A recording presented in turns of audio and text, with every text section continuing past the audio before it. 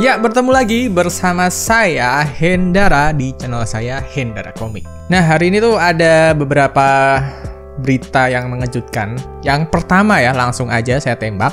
Ini seperti yang saya posting di komunitas, di China sana itu ada sebuah kejadian yang tidak mengenakan terhadap brand Xiaomi. Yaitu di China sana ada yang namanya Redmi Note 11T Pro. Nah, kalau di Indonesia kan cuma Redmi Note 11 Pro 5G aja.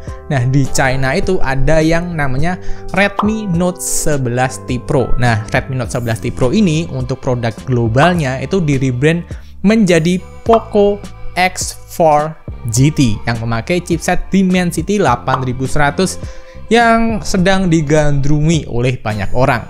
Nah, cuma nih masalahnya, handphone itu nggak masuk semuanya di Indonesia. Jadi di Indonesia kita nggak ada Redmi Note 11T Pro dan Poco X4 GT. Jadi jelas ini beritanya nggak relate sama Indonesia, tapi saya terangkan aja biar nggak ada berita simpang siur yang hate speech gitu ya. Nah, jadi di sini bisa kalian lihat itu ada berita dengan tagline Redmi Note 11T Pro in China Blast, meledak gitu. Wow. Kayak kemarin ada beberapa kasus di handphone Xiaomi kayak Mi 11 Ultra, tapi itu cuma satu kasus aja dan udah selesai, udah diselesaikan secara internal. Nah, jadi saya mengharapkan dengan berita ini teman-teman nggak usah perlu panik, takut atau gimana, karena ini masih kasusnya cuma satu aja. Jadi ini berbeda kayak Samsung Note 7 dulu yang baterainya meledak, itu sampai di bandara yang ada di Indonesia aja ada tulisannya, bagi pengguna Samsung Note 7 itu dilarang naik. Nah, kalau ini berbeda dari kejadian itu, jadi jangan terlalu takut ya. Nah, di sini beritanya ya, di China sana tuh ada sebuah postingan yang ada di TikTok-nya sana gitu. Nah, di sana tuh menunjukkan kalau ada Redmi Note 11T Pro yang udah gosong, kayak ada bekas terbakar gitu. Nah, setelah ada video itu, beberapa detik ya, di video itu tuh isinya tuh ada orang megang Redmi Note 11T Pro yang udah hancur, yang udah gosong, yang udah ada bagian meleleh sampai kelihatan baterainya. Terus setelah itu adegan berpindah di bagian kantong dari seseorang yang mungkin penggunanya, karena itu bahasa China, saya jadi gak terlalu mudeng. Nah, di sana ditunjukkan bahwa si kantong dari orang itu udah ada bekasnya kotak bolong, dan ada bekas kayak gosong-gosongnya. Jadi tersirat kayak meledak di saku celana dan bolong gitu kan.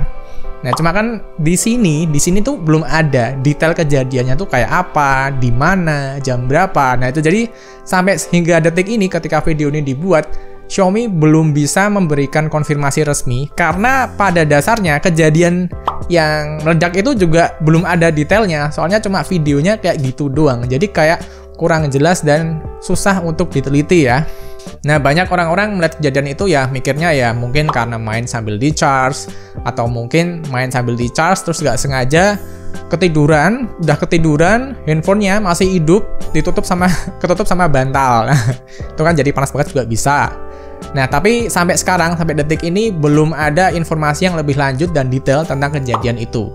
Jadi buat teman-teman yang mungkin tahu update-annya bisa langsung tulis di kolom komentar yang ada di bawah. Nanti kalau ada update-annya bakal saya update lagi di video berikutnya. Nah, kabar kedua ini dari Samsung ya. Beberapa hari yang lalu tuh ada sebuah postingan TikTok dan ada orang yang nge-mention saya di sana. Jadi ceritanya tuh ada orang pengguna Z Flip 3 dan dia tuh ini juga sama nih, detailnya juga nggak tahu, nggak jelas juga gitu kan. Pokoknya di sana dia marah-marah, Samsung Service Center nih kerjanya nggak bener. Jadi di video TikToknya itu juga nggak jelas juga. Jadi video di dalam Service Center dari Samsung gitu kan. Terus ada tulisan gede, pokoknya HP-nya Z Flip 3 itu mengalami green screen setelah update. Nah, tapi si Samsung diklaim di sana tidak mau bertanggung jawab. Nah, di situ nggak ada detailnya gimana, keadaan HP-nya kayak gimana, itu nggak ada, cuma itu aja. Terus musiknya gede banget, jadi saya tuh sampai bingung ini nih video isinya apa gitu. Nah, ini tuh yang dimaksud green screen itu dimaksudkan apa ya? Green tint atau layarnya kayak layar komputer blue screen tapi warnanya biru. Itu gimana juga? Itu juga belum tahu. Aku coba cari postingannya di TikTok kok kayaknya udah hilang ya. Mungkin udah di take down atau mungkin udah dihubungi sama pihak Samsungnya ya untuk menyelesaikan permasalahannya secara internal. Mungkin seperti itu. Nah, buat saya pribadi sih ini udah kayak kasus-kasusnya di Xiaomi ya. Banyak head speed sih. Nah, kalau di Xiaomi tuh banyak head speed, barangnya gini-gini jelek, service center jelek. Padahal kenyataannya kalau kalian ikut term and condition-nya, ini bagus banget sih. Dan saya nggak ada masalah tentang produknya Xiaomi atau service center-nya. Dan ini juga saya apply-kan di Samsung ya, karena berita 1-2 yang nggak jelas itu nggak bisa mewakili, nggak bisa mengeneralisir semua produk dari brand tersebut atau service center dari brand tersebut. Karena kadang juga ada beberapa oknum yang nakal dari pegawainya mungkin ya. Jadi ini jangan dibuat mengeneralisir kalau service center dari Samsung ini jelek. Soalnya ya ada beberapa orang-orang yang ngomong ya kayak gitu, katanya kalau service centernya sering nyalahin konsumennya. Nah, tapi pasti semua kan ada term and condition-nya ya. Jadi itu beneran harus diketahui dulu sebelum kalian nyemplung gitu. Jangan sampai kalian nggak tahu masuk terus kaget terus marah-marah gitu kan, jangan. Jadi saya ubek-ubek di YouTube itu juga ada yang curhat, beberapa seseorang pengguna dari Samsung seri apa gitu. Nah, dia service di Samsung Service Center. Nah, barang diterima terus dihubungi lagi, katanya barangnya ditolak, nggak bisa diservis karena ada goresan yang cukup dalam gitu kan. Nah, padahal si pengguna itu nggak merasa ada goresan gitu loh. Nah, akhirnya di YouTube itu dia marah-marah ya. Dia bilang, wah ini pasti perbuatan dari Samsung Service yang nakal. Nah, ini saya juga nggak tahu, saya juga tidak berani berkomentar. Cuma ya kalau buat jaga-jaga aja, siapa tahu ada oknum-oknum yang nakal ya, bukan Samsungnya sendiri. Jadi sebelum kalian service, kalian videoin handphone kalian, ini benar-benar dalam kondisi baik, mulus, nggak ada cacat apapun. Nah, baru kalian lempar ke service center. Jaga-jaga kalau misalkan terjadi hal-hal yang tidak diinginkan seperti yang tadi. Jadi walaupun kita percaya bahwa service centernya ini bagus, kredibel, tapi kita juga harus jaga-jaga juga sih. Seperti kalau kita jualan dan nerima barang dari marketplace online, itu juga kalian videoin ya, samalah kayak gitu pokoknya.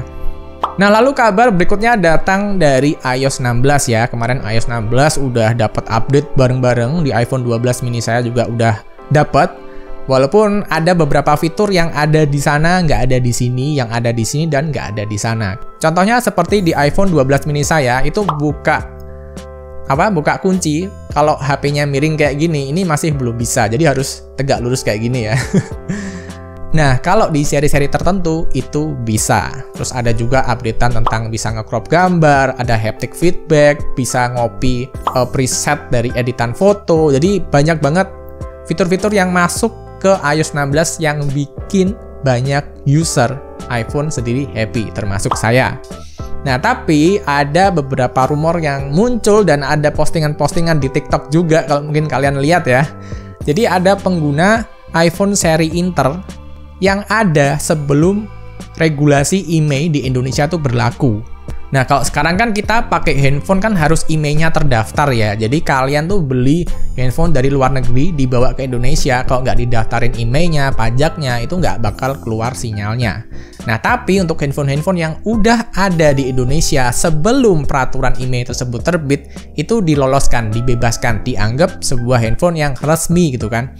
Nah, di sini di postingan TikTok dan beberapa postingan di forum-forum itu ada yang bilang kalau updatean iOS 16 ini bikin handphone iPhone Inter itu jadi kehilangan sinyal. Jadi kedetek IMEI-nya udah nggak kedaftar. Nah, ini untuk kebenarannya ini saya juga belum tahu karena iPhone saya kode produknya PA, artinya Indonesia dan dari iBox. Nah, buat teman-teman yang tahu ya tentang iOS 16 ini, apakah bisa menghilangkan daftar IMEI ya dari iPhone Inter yang ada di Indonesia? Bisakah seperti itu? Silahkan tulis di kolom komentar yang ada di bawah. Jadi segitu aja videonya. Terima kasih buat teman-teman yang udah nyimak dari awal sampai akhir, dan sampai bertemu di video berikutnya. Kalau ada informasi yang lebih baru akan saya update di channel ini, dan buat teman-teman yang mau nambahin silahkan tulis di kolom komentar yang ada di bawah. Jadi segitu aja and bye. Hmm.